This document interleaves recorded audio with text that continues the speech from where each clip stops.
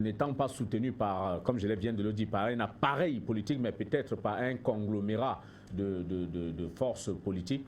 Pour le cas de Yahi Boni, si je me trompe, c'était les forces Kori. Est-ce qu'aujourd'hui, il n'a pas offert lui-même le bâton pour se faire fouetter, en étant entendu que les entrepreneurs politiques, ceux, je veux dire les professionnels de la politique aujourd'hui, s'arc-boutent donc sur ces aspérités qu'il leur offre pour s'accrocher et pour faire vaciller un peu son pouvoir. Est-ce que finalement, ce n'est pas lui qui est à l'origine de ce qui lui arrive? Tout à fait, M. Fred. La réalité, elle est là. Vous savez, en politique, il y a ce qu'on appelle les revanchards. En politique, il y a des politiciens qui sont très rancuniers, n'est-ce pas? Et ils ne pardonnent pas lorsque vous vous attaquez à leurs intérêts purement politiques. C'est-à-dire que des gens qui ont mis toute leur vie, n'est-ce pas, tout leur travail, tous leurs sacrifices, n'est-ce pas, seulement en politique, c'est-à-dire que pour émerger en politique, pour obtenir des postes en politique, et que vous venez jouer avec leurs intérêts. Donc, je vous ai dit que M. Talon, n'est-ce pas, Patrice Talon, c'est un apprenti sorcier en politique. C'est quelqu'un qui n'a pas la verve, il n'a pas une idéologie, il n'a pas une vision en politique. C'est ça la vérité. Et je pense même qu'on l'a trompé. On l'a trompé. Et quand je parle des conseillers de l'Élysée, n'est-ce pas, et le Quai d'Orsay, c'est la réalité. Vous savez, ces Occidentaux n'ont pas besoin que l'Afrique émerge. Ils sont toujours en train de vous tendre la corde et tenir l'autre bout pour vous tirer en arrière, pour que les choses n'avancent pas. Le Bénin a toujours été un exemple de la démocratie en Afrique. On ne peut pas remettre ça en cause. Même quand on parle de l'alternance, moi j'ai parlé de l'alternance et l'alternative politique, c'est ce que le peuple béninois attendait de M. Patrice Talon. Mais aujourd'hui, il présente un côté politicien de la politique. C'est pour ça qu'il se retrouve dans cet engrenage que vous avez dit, n'est-ce pas, de ces colistiers qui le tirent par derrière et de ces gens qui l'ont soutenu et par lesquels il a gagné des marchés au Bénin pour avoir ses milliards et faire sa campagne. Donc, il y a un réel problème qui se pose dans la gouvernance de M. Patrice Talon. Il est perdu. On ne fait pas la politique comme ça. On ne se lève pas un matin, on est un homme d'affaires, on prend son argent pour amadouer le peuple, pour tenir des discours. La réalité est tout autre quand vous êtes au pouvoir. Elle est tout autre. C'est-à-dire que vous vous faites encercler ici par le concept qu'on appelle non seulement la démocratie, mais par le développement de l'économie de votre pays, par l'assiette de la ménagère, par l'emploi, le problème de chômage, n'est-ce pas, et les investissements dans votre pays. Vous êtes tenu par ça.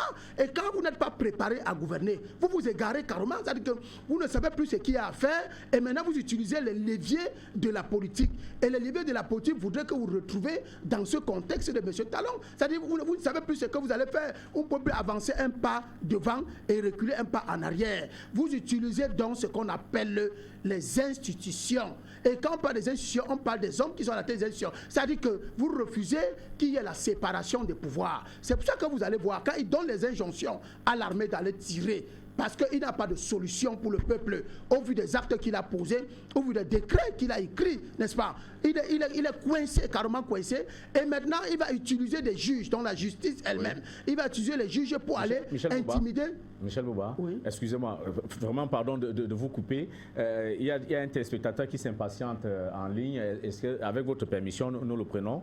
Monsieur, bonsoir. Vous êtes déjà à l'antenne d'Afrique Média. Allez-y, on vous écoute. Quel est votre, évidemment, votre avis sur non seulement la thématique qui a déjà été abordée, mais les arguments qui ont été déployés ici par nos panélistes? Allez-y, Michel Bouba. Je pense qu'on a perdu ce téléspectateur-là. Excusez-moi, oui, c'était simplement de savoir, voilà, est-ce que Patrice Talon n'a pas offert le bâton pour se faire fouetter? C'est un dictateur embryonnaire.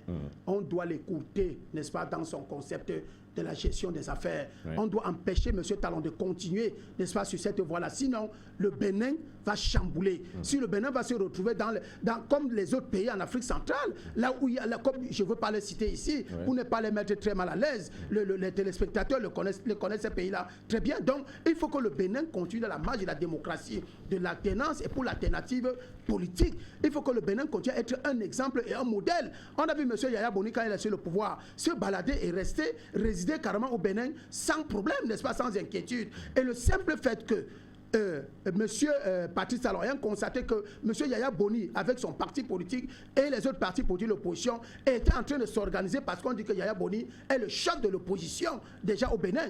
Il s'organisait pour avoir une majorité au Parlement. Et que monsieur Yaya Boni, vous pouvez être président de la République, mais vos colissiers, ceux qui vous accompagnent dans votre parti politique, ne sont pas, n'est-ce pas, choisis par le peuple. Vous n'aurez pas la majorité au niveau du Parlement. Et ça devait lui poser un problème de la cohabitation politique. Parce que non seulement il est novice en politique, mais il ne pouvait pas supporter la cohabitation politique. Parce que c'est ça le levier de la politique au Bénin et en matière de démocratie. C'est-à-dire que quand l'opposition a la majorité au niveau du Parlement et vous êtes chef d'État, vous devez cohabiter. Et il a donc vu qu'il ne pouvait plus passer le second mandat. Cette lecture, cette vision qu'il faut faire sur ce qui se passe au Bénin. Alors, M. Talon croit qu'il va se comporter comme un dictateur. Il va intimider, il va influencer, il va faire peur, n'est-ce pas, aux Béninois. Et comme ça va passer comme une lettre à la poste. Ce n'est pas vrai. Alors, le peuple béninois, quand je félicite ce reportage, même si les gens veulent remettre ça en cause, vous comprenez, je félicite ce reportage parce que quand on fait un reportage en matière de politique et de soulèvement politique dans un pays, on donne la parole au peuple. On ne donne pas la parole aux policiers, aux hommes en tenue. Les hommes en tenue, c'est des menteurs. Ces gens, ils ne vont jamais vous dire qu'ils sont allés tirer sur les gens parce qu'ils avaient le droit ou bien parce qu'on a donné l'ordre. Est-ce que si on vous donne de tirer sur un individu qui n'a rien fait, qui sort pour manifester, vous avez le droit de tirer sur lui? En ce moment, on doit vous juger. Est-ce que le président Patrice Talon a demandé qu'on ouvre des enquêtes au niveau de la police ou même pour savoir ce qui s'est passé, n'est-ce pas, lorsqu'on a tiré sur les manifestants? Alors, il ne l'a pas dit.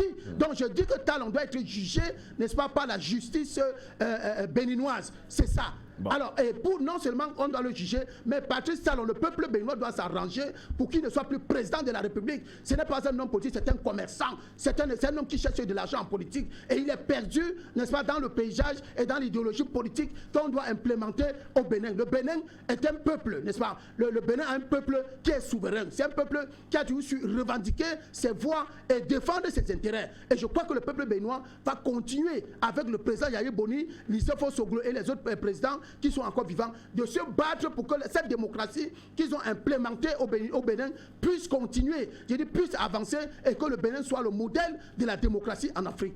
Merci à vous, Michel.